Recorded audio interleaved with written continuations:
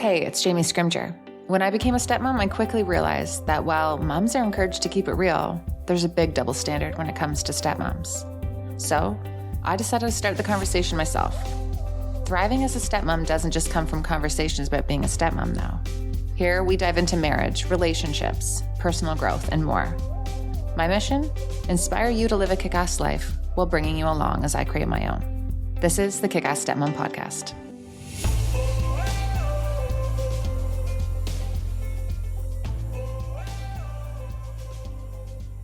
Hello. Welcome to the KICK-ASS Stepmom Podcast. Jamie here. Well, of course, I'm the host. Don't know why I said that. Anyway, today's episode is with divorce coach and author Kate Anthony. Kate is a firecracker, and I just love her so much. You may remember her from a previous episode, and she's also made an appearance or two inside the KICK-ASS Stepmom community. You know, this was such a candid conversation about, well, a lot of things, but mostly women's frustrations in marriage. We dive into the mental load of the mom and the stepmom, the number one cause that Kate sees in her work for divorce, with like why women are leaving. And I was surprised by the reason. She said it was emotional abuse, which was super interesting to me. Then we also talked about what emotional abuse really is and how actually something we don't fully understand. We don't realize how common it is. Anyway, we also dive into the power of having set responsibilities between partners in the home, which is something I'm really big on.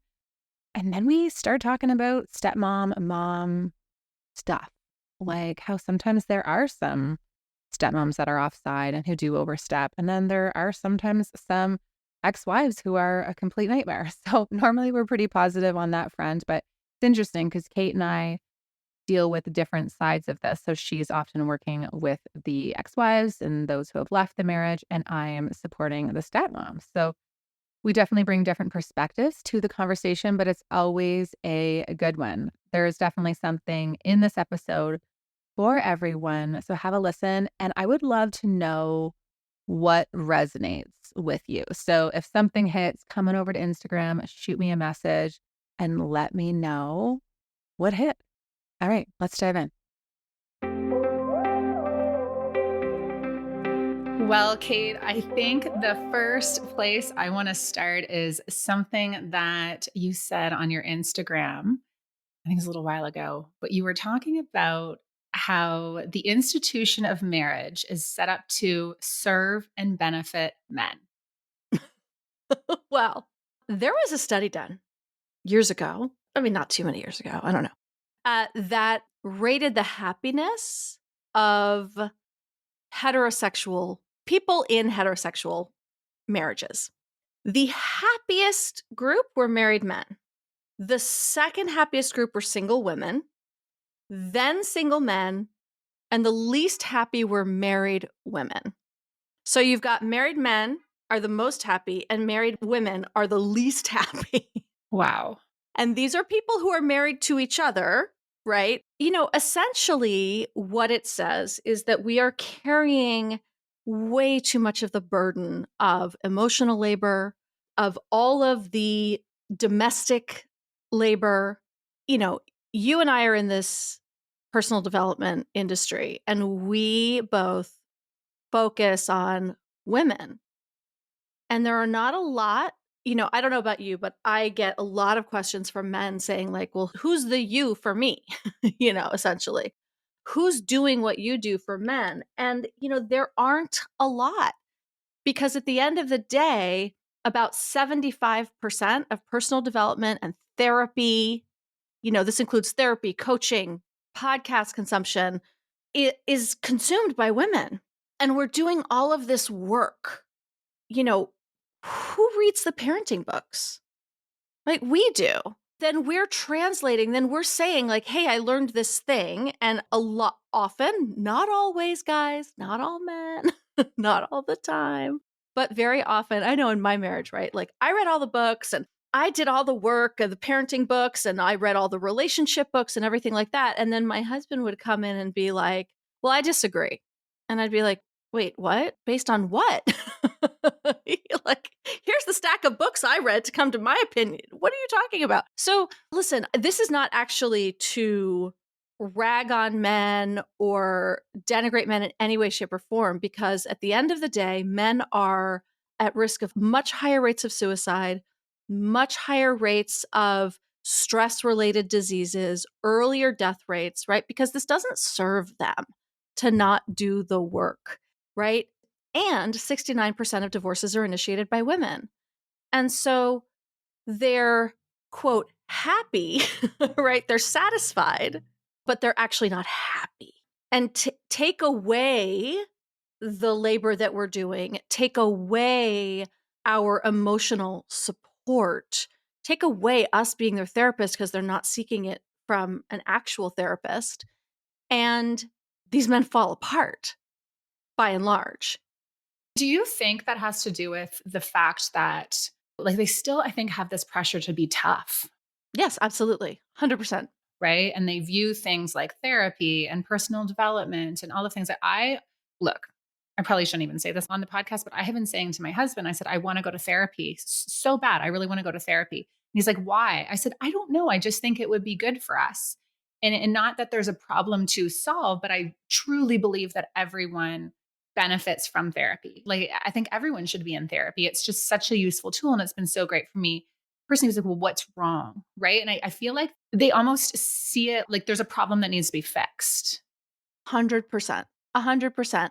And here's the deal. I will tell you that, most of the women that I work with as a divorce coach, as someone who helps women make the decision whether to stay or go, have been begging their husbands to go to therapy with them for a long time.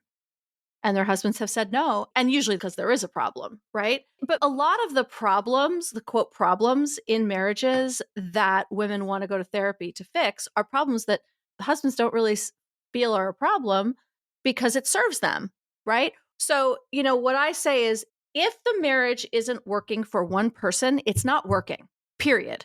And so if your spouse says, hey, something doesn't feel like it's working for me, would you go to therapy with me? Because I feel like we're not getting anywhere in our own conversations about this. And your husband says, like, sounds like a you problem. Everything's fine with me, right? That's a problem. That's the problem, that your needs aren't being heard, that he doesn't really seem to care about something that is bothering you. Yeah, for sure. The response should always be, oh shit, what do we have to do?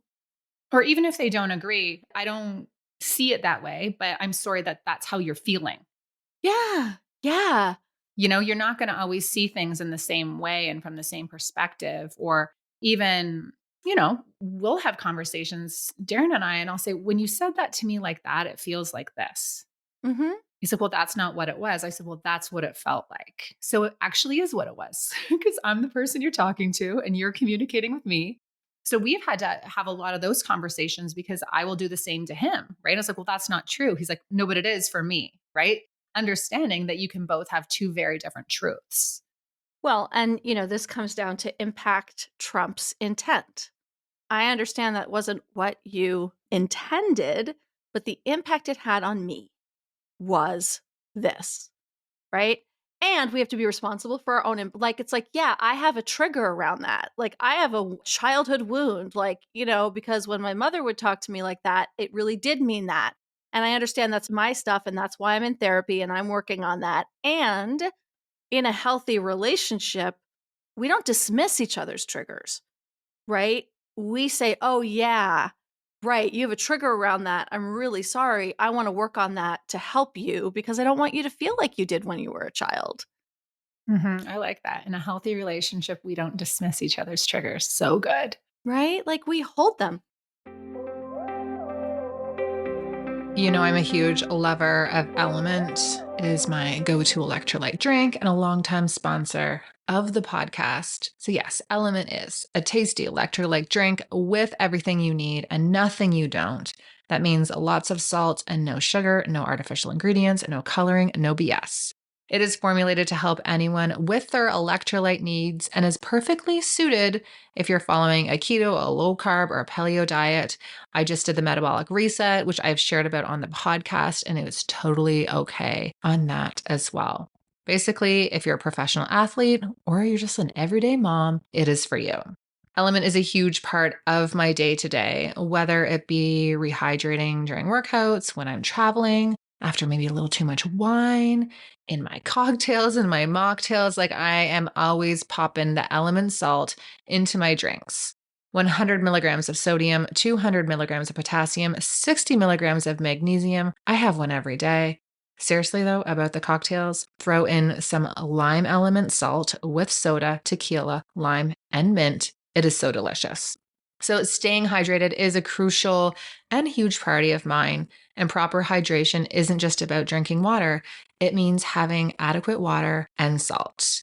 And big news, Element just introduced Element Sparkling. So again, no sugar, there's no caffeine in this, all electrolytes. Element Sparkling delivers the same zero sugar electrolyte formulation that I have been telling you guys about, now in a bold 16-ounce can of sparkling water. I couldn't have got better news. This is so exciting. I am such a fan of Element. Already put it in my soda water. So this is just, wow, this just made my life so much easier.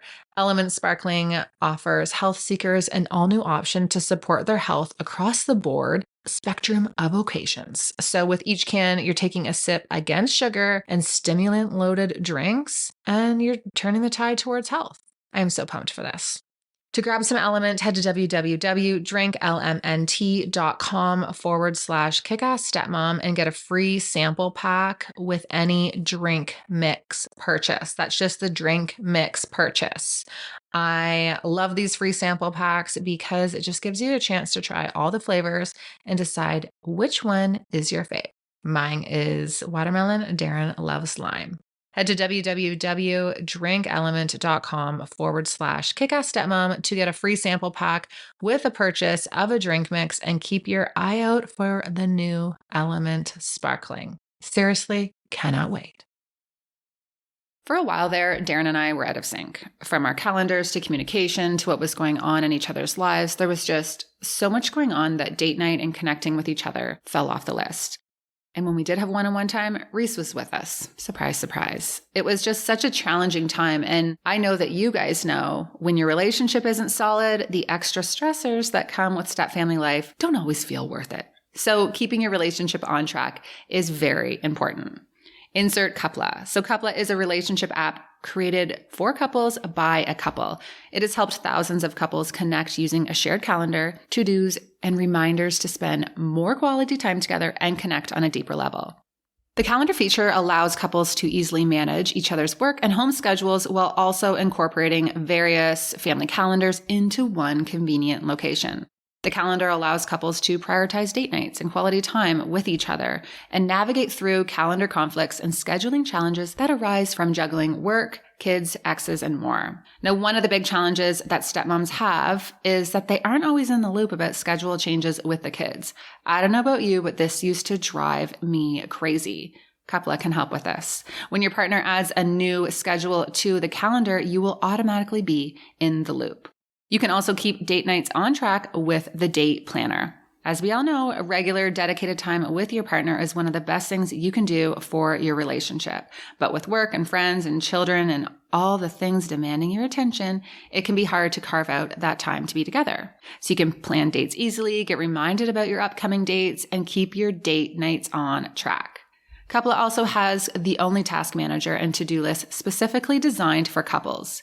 Beyond simply managing groceries, couples utilize these lists to organize everything from planning their next vacation to managing a home renovation to curating exciting date nights ideas and keeping track of gift ideas. Coupla is offering a 50% discount off an annual subscription for my listeners for the first year.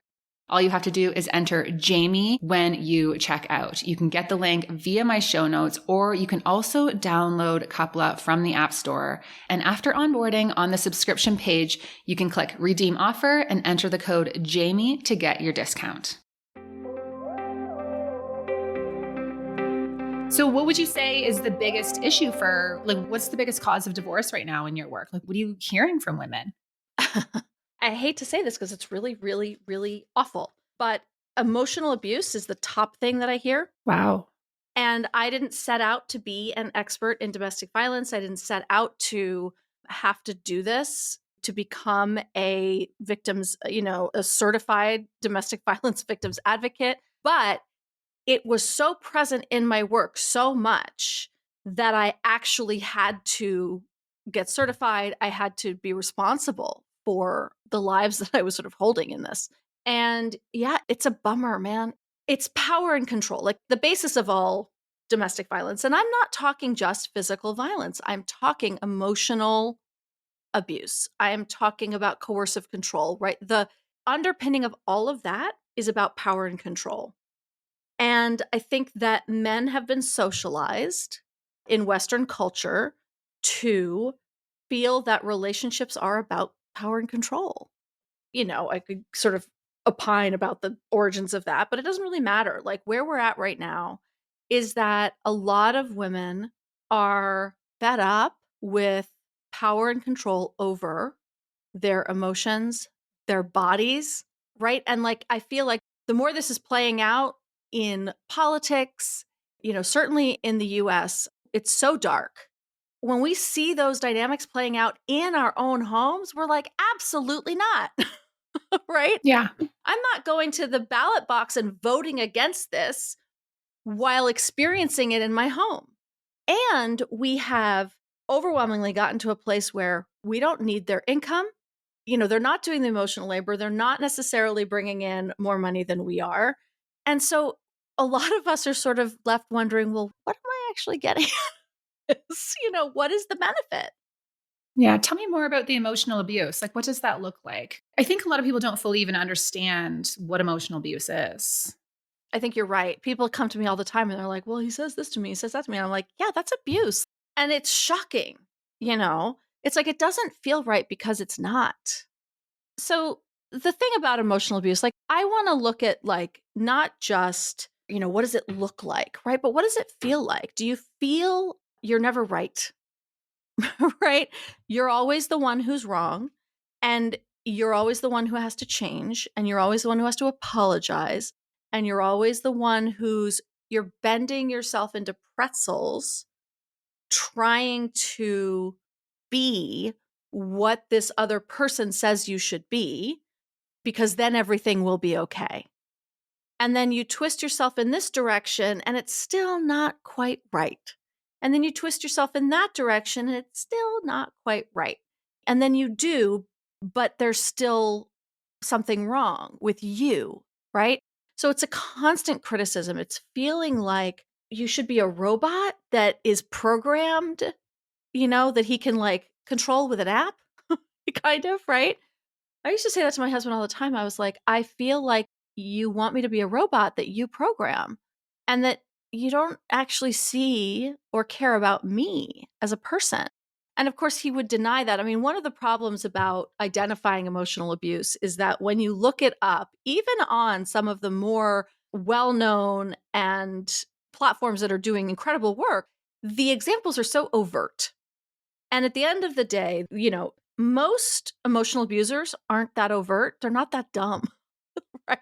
When you look it up, the examples are like, he tells you that you're nothing without him, or you're like worthless, and it's like, most people just don't talk to people like that. It's more like passive aggressive, like underlying, like.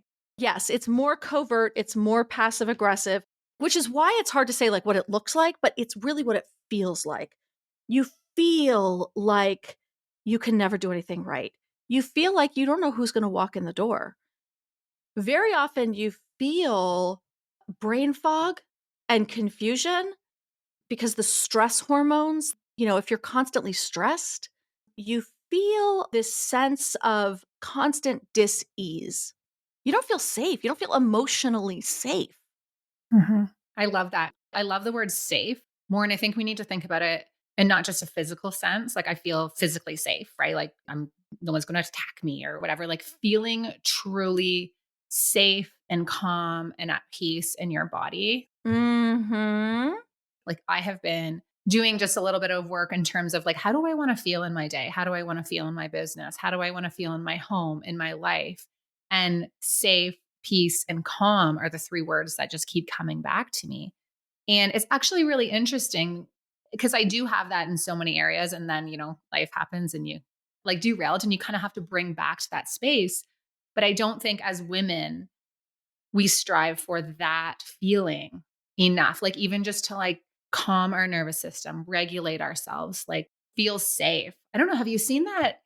It's a reel on Instagram. It's probably trending now, and like everyone and their mom is doing the same thing. But it's just a vision of like a woman goes and she like lays with her husband and just saying how like she can literally feel her system being calm when she gets into his arms. There's like several of them going around. And like that's what your relationship should feel like. Yes, Like it should feel like home. that's exactly right. And so many women don't feel that. The idea of that, honestly, like in my relationship, if I think back to my marriage, like the idea that being in my husband's arms could feel safe, it's like, it's a joke. Yeah. I will say Darren bugs me. Sure. Darren bugs me. I always say to him, yeah, I'm like, you bug me so much. You are driving me crazy. I'm like, but I don't want to wake up with anyone else and you feel like home. That's right. And I feel like that should be your baseline. When I ask my clients, yes, it should be. I ask my clients a really revealing question sometimes when they're like, I just don't know if I should, stay or go. And and I'll say, is this the person like when the kids are gone, when the kids are grown and it's just the two of you, is this the person you want to walk off into the sunset with? And their responses can be very intense. Like, oh God, no. Oh Jesus, no. And I'm like, okay, then what are you doing? You know? So I actually have, and I'll send it for your listeners if you want. I have a healthy relationship checklist, and it's like an assessment, right? And some of the questions are like, I feel emotionally safe in my relationship, right? Yes or no? I'm able to freely express myself and my opinions are heard and honored. I feel physically safe, obviously. I feel completely free to be myself around my partner. I never felt that. In fact, when you're in an emotionally abusive relationship, not only are you not free to be yourself, you lose sight of who you are because you spend so much time trying to be the person that they keep telling you that you should be in order to make the relationship work, that you end up, you have no idea who you are anymore because you're bending yourself into these pretzels. You're able to express your concerns about the relationship. You're able to say, like, hey, there's something that's kind of bugging me. Can we talk? And it's like, oh, again, like it's not working for you. It's not working. Let's talk about this. Right. I mean, I think I have 25 questions, but that's the sort of your relationships with your friends and family are supported and encouraged. One of the top tactics of abusers is isolation from your friends and family.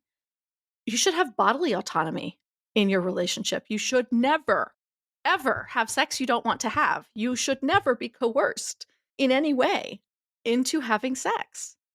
It should be something that both partners are enthusiastic about or it doesn't happen. Or at least willing. Yeah. Right. Yes. Like I'm not always enthusiastic, but like, Well, sure, sure. But you're saying yes because you're choosing to say yes, as opposed to he's telling you that, well, you're feeling disconnected in the relationship. The only way I can feel connected is if we're having sex. Yeah. That's coercion. Yeah. Well, it's so interesting too, right? Because I've had a lot of sex experts on the podcast and they talk about how, for women, you need to feel loved and supported and connected, like emotionally, to feel like you want to have sex with your partner. And then men need that physical connection. And then that kind of cycles into more of that emotional connect. Like it's really this, like, so different, right? Like the one thing that one of the experts say, we were talking about this about when you just like don't want to have sex. And I'm kind of going off on a tangent, but I feel like this is good. That's okay. Go for it. Yeah. When you don't want to have sex and like how to try to get that spark back. And she was saying how like, when you're with your friends or you're with like someone and they're like, are you hungry? And you're like, no, like, I'm not really hungry. So it's like, do you want to have sex? It's like, no, like, I really don't want to have sex. But you want to kind of get to the place where you're like, well, like, I could eat. Like, maybe I could eat. Right. And then you're like, oh, okay. So it's like touching of the hand and a little bit more like connection and intimacy. Then, you get to Eastside Mario's, you get to the Olive Garden or whatever you're going, you're like, oh, yeah, like, I could eat. Like, I'm here. I'm doing this. That's right. I love that. We're not just like walking around like wanting to have sex all the time. Like, I know I'm not. Well, women aren't, men are. Like, they can bone you anywhere. And I just like have to be in that mindset to get to that space. But it's just interesting.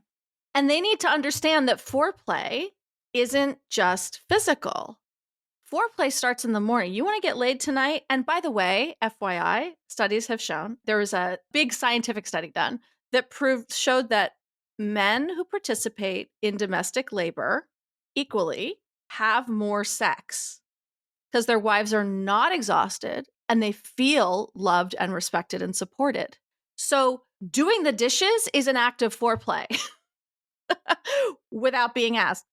Oh, 100%. I wrote an article for Scary Mommy, like right when I first started my blog. Yeah. And it went viral. And it was like talking about how like, oh, like what turns me on. And it was like all of the list of things that actually turn you on. And it's like doing the dishes and things like that. I'd love to talk about the emotional labor and just like all the labor, the load on the woman. I read something once was, women are talking all about how like we've come so far and, we're getting ahead in the workplace, making more than ever, like all of these things. And this person was saying it's actually like from a feminist perspective, it's kind of, we've taken a step back in a lot of ways because now we've just added more to our plate. That's right. We're at this point where we're doing all of the things, feeling like we need to keep up with work and childcare and being a good wife. We have so much on our plate that it's like, is that better? Like, because, you're out working your 40-hour work week and then you're coming home and you're doing most of the stuff anyway. Like, how you doing? None of us are doing that great. We're not doing great. Yeah, it's called the second shift. And it's a really real thing, right? Because it's the second shift. So the 40-hour work week was predicated on a man going to work who has a wife at home doing all the domestic labor. And then we moved into the workforce and we started working, but we were still doing all the domestic labor. It was still our job to cook and clean and do the laundry and get the kids to school and like all of that. And so now we have a second job. So now we have two jobs. And the men are still coming home. To this day, men have, I think it's an additional 3 hours of leisure every week on top of what we do. Because they come home and we've been working all day too, right? We all get home and he has to poop for an hour. Yeah. What is that? What is that? Well, it's escape. It's disgusting. Like if you have to poop for an hour, you have a problem and you should go have a colonoscopy and figure out what's wrong with you. 100%. Because, there are times in my day where I have to take a shit. Yeah. And I either have to pinch it because I have stuff I need to do. Right. Or go in and do like a half-ass job and just finish it up later. Quickie. That's right. A quickie. Like, tell me why you are sitting on the shitter for 30 minutes. And also like, ew. It's disgusting. Like, I don't want to sit in the room with my shit for an hour. Like, that's just gross. Like, get in, get it done, and get out. Yeah. But they're not pooping in there. They're on their phone. They're on the Pornhub. They're on Pornhub, right? While you are doing the dishes and getting the kids ready and cooking dinner, right? And it would never occur to most women to come home and be like, I just need like 30 minutes to relax, right? And men are down on their game rooms, on their Xboxes, and it's like spend the weekend, right? It's like they get up in the morning and they're on Saturday morning and they're like, well, I have to go play golf. And it's like, we got kids and like, you have to play golf? Mm-hmm. Yeah, totally. And, I think that's loaded too, because there's an element, I think, of us as women that we're a little jealous of them and their ability to do that, right? 100%. But not even their ability to do that. The audacity. But like, hear me out on this, like their ability to mentally do that. Because I know my husband, I will say, and I do think sometimes we forget the things that men do too. Like we can get so caught up in our emotional load and all the things that we have that I think there are things and there are men who on the flip side do feel very unseen in that respect. And I can say that because my husband has said that to me. He's like, you focus on the things that I'm not doing. He's like, what about all of the things I am doing? Right? Like, I feel like you just, anything I'm not doing, you're pointing out or you need me to do. Like, he was calling me a nag. And I totally was being a nag in that moment. And I think it's true, right? Because I do think behind the scenes, there are those unseen things that they're taking care of that we don't see. But maybe there's not the competition. Like, I don't know, the filter. Like what? The filter in the air. Listen, I hear what he's saying. We're 75% for sure. And, right, there have actually been studies. There have been Pew Research studies. And this was, by the way, in 2015, before the pandemic, there was a Pew Research study that took couples that were, happily married and in which the men said that they do 50%. Like, these are feminist men. These are men who really believe that they're doing half of the labor. And they studied what they're doing each week. And they found that the women are still doing 80%. Mm-hmm. In the relationships where men still think that they're doing 50% because they don't know all that we do. This is the invisible labor that we do. This is that I know, oh, the kids have a science project due on Friday. That means by Monday, I need to get poster board. I need to make sure that we have all of the stuff right. And I'm thinking 6 steps ahead. That's the thinking that we do that they're not taking on and they rely on us for. And it's not because we're better multitaskers. It's because we have more neural pathways built because we've had to. So then the pandemic happened. So it was like 80-20 in the best case scenarios. And then the pandemic happened and over 5 million women in the US were out of the workforce because I don't know about you, Jamie, but when we were in lockdown, in the moms groups that I'm a part of, just our local moms groups, like not even my Facebook group, just like the local groups, there were women who were like, so we both had meetings and he just went into the bedroom and closed his door. Like my meeting didn't matter. And so I guess I also have to like homeschool our, like he didn't even say like, hey, we've got our kindergartner on Zoom in Zoom school. We both have meetings. No, he just went and closed the door. And this happened so often that women were leaving the workforce in droves because they couldn't do it. They couldn't do it. Oh, yeah. And I'm not discounting that we do way more. Way more. I wonder, though, just like this is just a thought. Mm-hmm. I do feel like men are very sensitive and they like to feel seen and they need a little bit of an ego boost. So when you're telling them things that they do well, then they're more likely to help out. Like when I'm nagging my husband about tons of things, he's more likely to be like, screw off and like go just like downstairs and like watch a show. But if I'm like, hey, thank you so much for doing that. That was really helpful or whatever. Can you also do this? And it's true. Like we're at this, like, I don't disagree with what you're saying. I 100% agree with it. I just thought it was an interesting perspective to share kind of what he had said.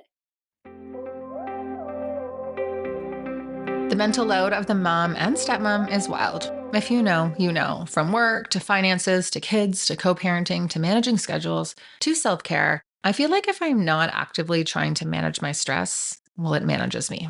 Especially during this season of my life, stress management is a huge focus and a priority of mine. So from having alone time in the morning to journaling to regularly working out, eating healthy, I'm always trying to do what I can for my body and my mind to show up as my best. And something that I have recently added to my routine is starting my morning with Rituals Stress Relief.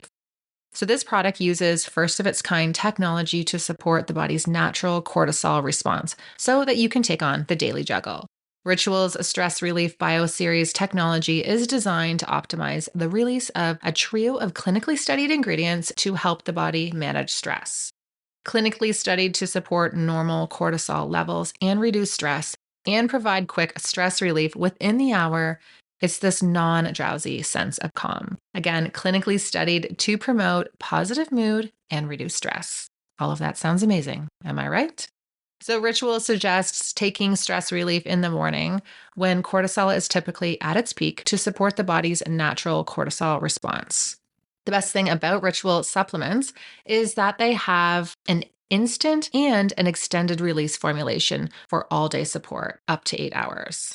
I'm also a big fan of Ritual's multivitamin for women, which is designed to help fill all of the nutritional gaps in our diet.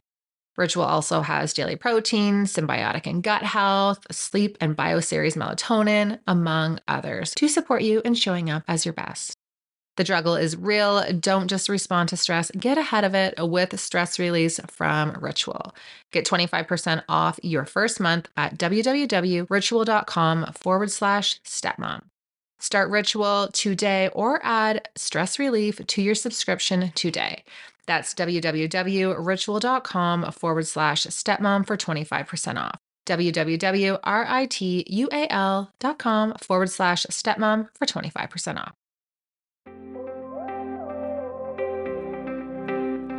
Do you think having more defined roles in the home would be more beneficial as opposed to, we're all doing the dishes, we're all doing the laundry, we're all doing because I've been thinking about this a lot lately. We have very defined roles in our home, like very defined.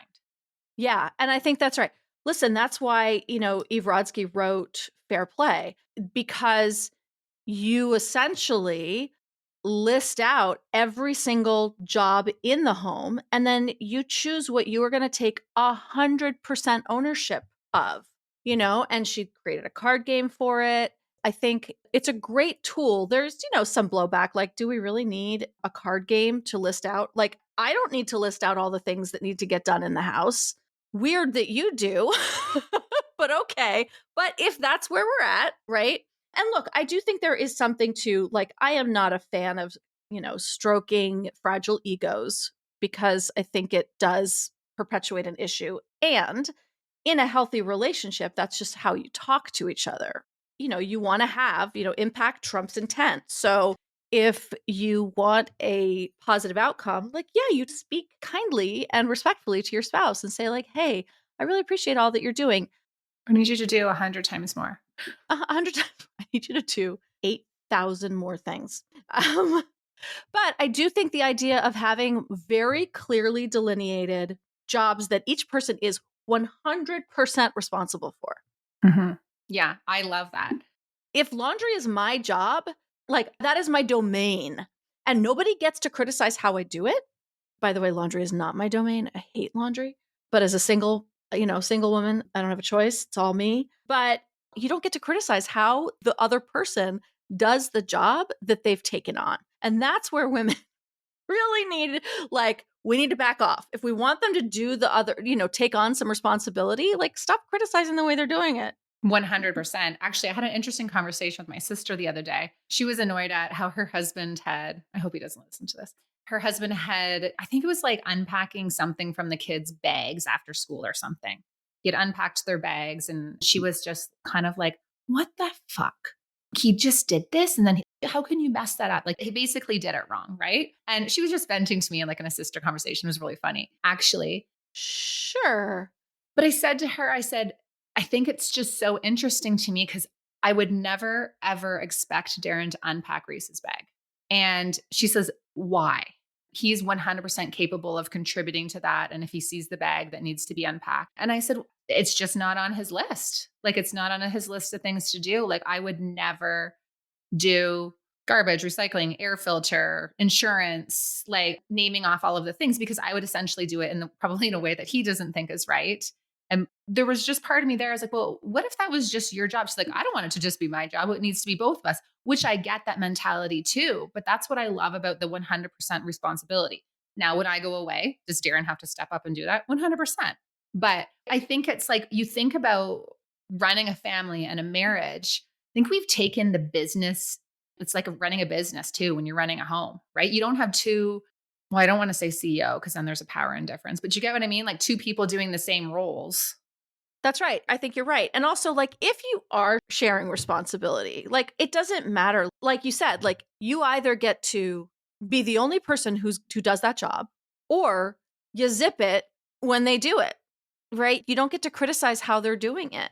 You know, he unpacked everything and left it, on the counter for me to then deal with. Do you know what I mean? Like, whatever, if it's like unsanitary, like, okay.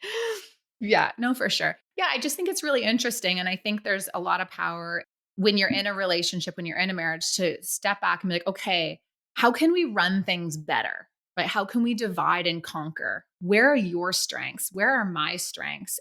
Here's where I need help. I need you to step up and do more of that. I do think with that invisible load that women have, Yeah. and men just don't think like us.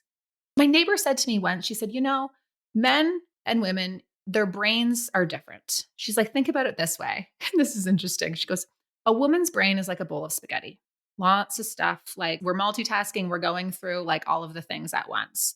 And then she said, and a man's brain is like waffles, Everything's in a grid. right? Like almost like you're filling up one grid of syrup at a time. She's like, their multitasking ability is just different than ours. I'm not like getting men off the hook by any means, but I do think expecting them to see things and do things the exact same way as we do. Yeah. But, they don't have to see things the same way we do in order to participate equally. Mm-hmm. Totally. And I think this is in a healthy relationship, we're going to sit down and we're going to, like you said, like it's got to be intentional. So in a healthy relationship, we're going to sit down and we're going to like, okay, guys, I'm feeling overwhelmed. So we're going to sit down and we're going to have an intentional conversation because again, I have a problem, therefore we have a problem.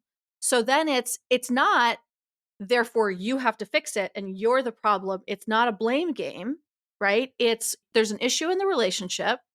We need to sit down together as a team to solve this issue. That's it. There's no blame. I love that. Right?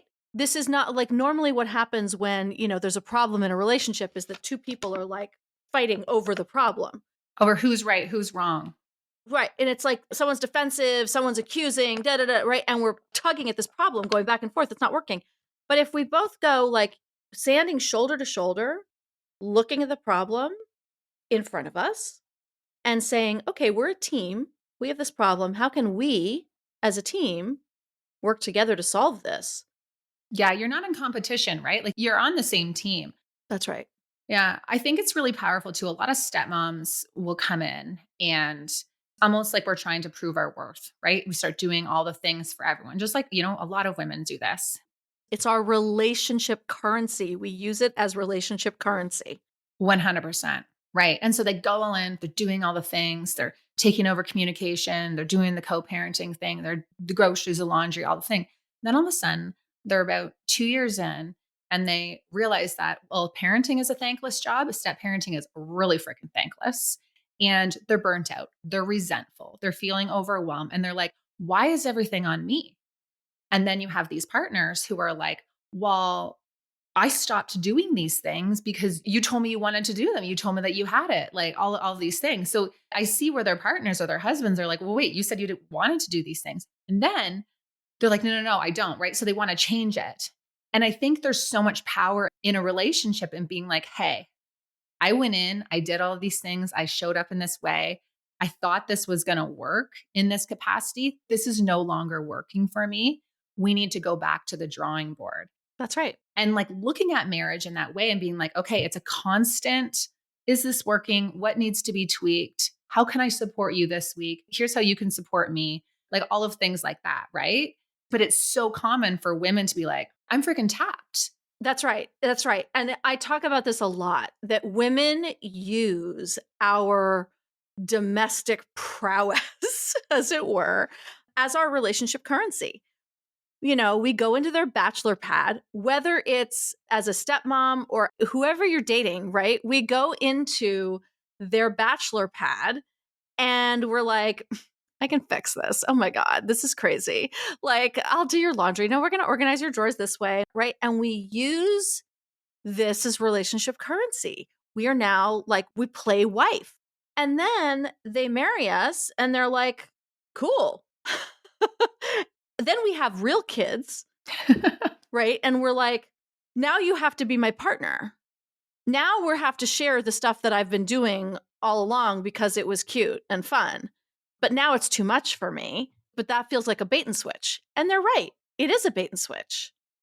And so we have to be responsible when we're dating, especially when we're dating men with children, of not coming in and swooping in and being like, domestic goddesses, because we will get too tired. It's like, it's fun to play house for a minute, but now you're locked into a forever game of house and they're going to feel betrayed. And there's no parade. Yeah. And, I see this all the time with, men who are remarrying with the stepmom, whatever, right? Is that they're coming in and they're like, men remarry so much more quickly. Usually women who get divorced, we're like, oh, right, that whole thing doesn't work. They're not rushing into this. Right. Men who get divorced tend to remarry really quickly because they lost their, like, not their ticket, but they lost their domestic labor, their help. And then you've got someone who comes in here and is like, I'm going to play house with you. Well, I hope they love us too, because Darren remarried quickly. No. Joking. I'm just joking. No, I'm sure he does. Right? Yes. Yeah. And again, be responsible for, like, listen, it's really hard. I work with the women who are the ex-wives of the women that you work with. Yeah. That's why I always love talking to you, because we don't always like fully agree with everything. Yeah. But we can have like the best conversation. Like you can say something or I can say something. I'm like, I know she does not agree with that, but I love it because it's like just such an interesting dialogue. I don't feel like I disagree with you, but it's an interesting perspective, right? Because, well, actually what I see is a lot of women who are not working with you and need to be working with you because they're overstepping. And I'll have to say to my clients, like, I think she's coming from it from like a good-hearted place, but she doesn't know what her place is. Well, yeah. And I think a lot of stepmoms are coming in and they're trying to just like find their role and trying to prove themselves almost and feel like they belong. But in doing so, they do really overstep. I was talking to a woman the other day and she was saying, my stepson came and he hasn't had a bath in like 3-4 days. Or I don't know what she was saying, right? Like it was about hygiene, right? Uh-huh. I'm sure that wasn't the exact case, right? But she was going to text the ex and be like, we need to be concerned about, like, just kind of tell the ex, like, I was like, no. Do not do that. No, that's his job. You're not the co-parent. I said, pop the baby in the bath and like move on. I think a lot of times when women are overstepping as the stepmoms, and look, there's a lot of situations where maybe mom isn't showing up in the way she should be and vice versa. Absolutely. But I know anytime I really judged my husband's ex, and I did, there were tons of times when I really did. And I can look back on that from the space that I'm at now and know that it was from a place of insecurity, from a place of trying to prove myself. And it was almost like wanted to be the best parent I could, but didn't realize that like finding faults in someone else's parenting wasn't going to make me a better parent. And I think that's where a lot of stepmoms, does this make sense? Like get kind of hijacked. Absolutely. It absolutely does. And I actually want to have you on my show to talk about this because I think it's a really important conversation for the biological moms to hear that, like, so often there really is like their heart's in a good place. There's one client who's the stepmom. Every time she texts her ex about something with the kids, the stepmom responds. And she's created a group chat with the three of them. And the biological mom is like, I'm not co-parenting with you. What's happening here? I'm trying to have a conversation with my child's father. But literally every time she texts the dad, the stepmom takes over. And, she's talked to him about it and he obviously doesn't care. And that's a him problem, right? But that's the thing is that is a him problem. That's a problem that he needs to solve. Yeah. Right? Yeah. Let's dive into that. What makes the stepmom feel so triggered, so insecure, so fearful, so whatever about them corresponding about the kid? So like, what is actually going on there? I know for me, there was a time where I'm like, can I get the hell out of these conversations? Like, this is super triggering for me. Uh-huh. And it's causing me anxiety, right? So it's really interesting in so many different perspectives. You hear there's situations where stepmom's like, bio mom, all she wants to do is talk to me about this. And like, I don't want to be involved in any of this. And then you have the stepmom who's like, mom doesn't want to communicate with me and I need to be involved. I'm a parent too, like all of these things. And it's true, like, there's no legal obligation for mom to communicate with stepmom. If they can have that cordial relationship, I think that's the goal. I think that's great. But if you're not being respectful, then yeah, that could be a whole other podcast. Yeah, absolutely. I think there's so many layers to it, and it's insecurities. And it's also like, sometimes the stepmom is really, angry at the bio mom because of shit that he's saying about her. It's like, there's so many complexities to it, right? Because you're dealing with divorce, first of all.